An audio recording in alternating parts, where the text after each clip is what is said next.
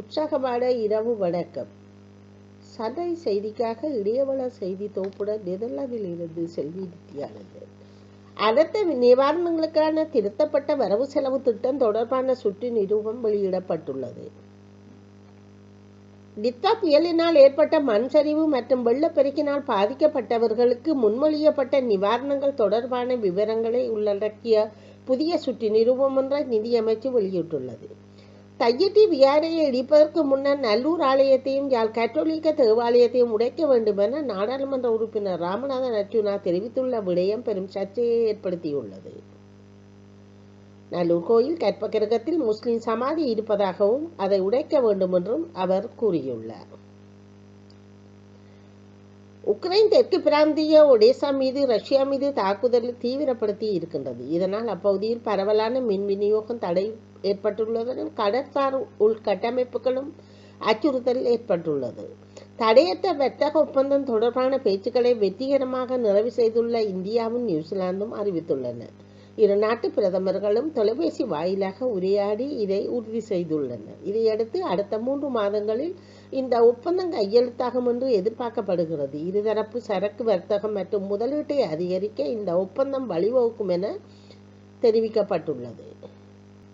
நெதர்லாந்தில் பொதுமக்கள் மீது சிற்றுந்து ஒன்று மோதியதில் 9 பேர் காயமடைந்துள்ளனர். நெதர்லாந்து நாட்டின் ஹெல்டர்லாந்து மாகாண நான்ஸ்பட் பகுதியில் உள்ள வீதியில் திங்கட்கிழமை இரவு கிறிஸ்துமஸ் கொண்டாட்ட அணிவகுப்பு நடைபெற்றிருந்தது. இந்த அணிவகுப்புக்கான ஏராளமான மக்கள் கூடியிருந்தனர். அப்போது வீதியில் வேகமாக வந்த சிற்றுந்து கூடியிருந்த மக்கள் மீது மோதியது. இந்த சம்பவத்தில் 9 பேர் காயமடைந்துள்ளனர். தகவல் அறிந்து விரைந்து சென்ற நகர காவலர் காயமடைந்த 9 பேரையும் மீட்டு அருகில் உள்ள வைத்தியசாலையில் சிகிச்சைக்கு அனுமதித்துள்ளனர். அனர்த்தத்தினால் பாதிக்கப்பட்ட மக்கள் அரசாங்கத்தினால் வழிவகுக்கப்படும் நிவாரண நிதி மற்றும் வங்கி கடன்களை பெற்றுக்கொள்ளும் போது மிகவும் அவதானமாக செயற்பட வேண்டும் என மத்திய வங்கி ஆளுநர் கலாநிதி நந்தலால் வீரசிங்கா தெரிவித்துள்ளார். பிரான்சில் மல்டிமீடியா இ-காமர்ஸ் துறையில் செயல்படும் AD.com நிறுவனத்தின் களஞ்சியத்தில் 21ஆம் தேதி இரவு நடந்த கொள்ளையில் 50,000க்கும் மேற்பட்ட கைபேசிகள், கணினிகள், மடிக்கணினிகள் மற்றும் சில ஹெட்போன்கள் திருடப்பட்டிருப்பதாக தெரிய வந்துள்ளது. அமெரிக்காவின் டெக்சாஸ் மாநிலத்தில் கால்வெஸ்டன் விரிகுடாவுக்கு அருகே மருத்துவ பணியில் ஈடுபட்டிருந்த சிறிய ரக மெக்சிகோ கடற்படை விமானம் விழுந்து நெருங்கியதில் 5 பேர் உயிரிழந்ததுடன் 2 காயமடைந்துள்ளார்கள். டெக்சாஸ் கடற்கரைக்கு அப்பால் உள்ள கடற்படையின் மீது மீட்பு பணிகள் நடந்து வருவதாக அதிகாரிகள் தெரிவித்துள்ளனர். தொடர்ந்து 2வது ஆண்டாக ஆண்டுதோறும் நிறைவேற்றப்படும் மரண தண்டனைகளில் எண்ணிக்கையில் சவுதி அரேபியா தனது முந்தைய சாதனையை முறியடித்திருக்கின்றது.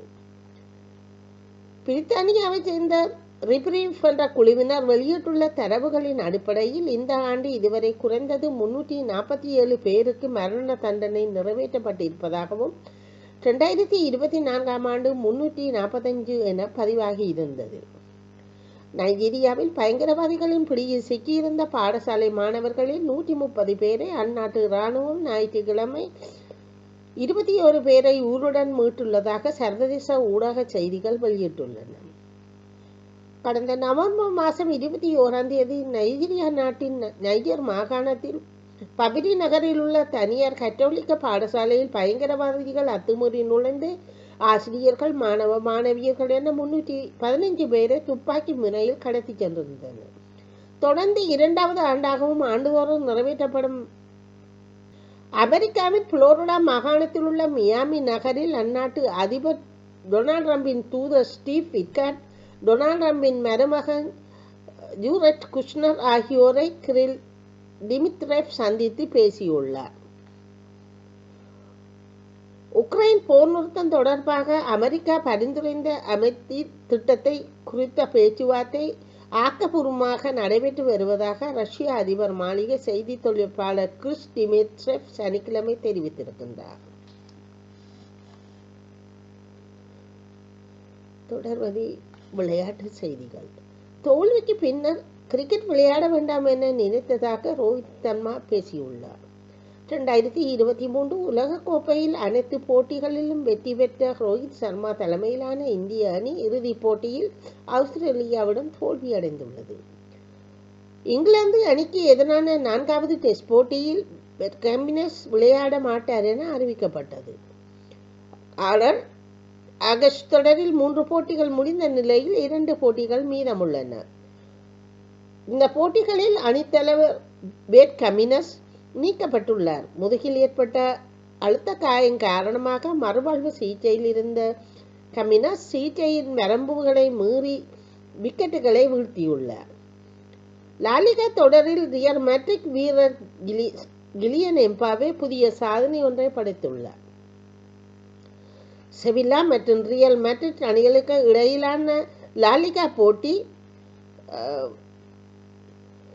ஸ்டாடியோ பிரனாபியூ மைதானத்தில் நடைபெற்றிருந்தது. ஆட்டத்தின் 38வது நிமிடத்தில் ரியல் மேட்ரிட் வீரர் ஜூட் பெல்லிங்கம் கோல் அடித்துள்ளார்.